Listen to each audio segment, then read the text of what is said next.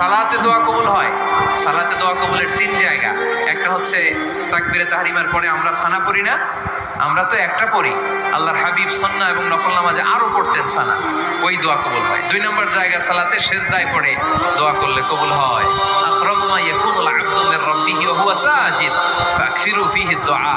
বান্দা যখন সেজদায় লুটিয়ে পড়ে, বান্দা আল্লাহর সবচেয়ে কাছে চলে যায়। কিন্তু বিশ্বনবী বলে, সেজদাটা তোমার রবের কুদরতি পায়ের উপরে পড়েছে। সেজদায় পড়ে দোয়া করে। সালাম ফিরানোর আগে বিশ্বনবী দোয়া করতেন, লা ইউসাল্লিমান্না আহাদুকুম হাত্তা ইয়াতাআওয়াযা মিন আরবা'a।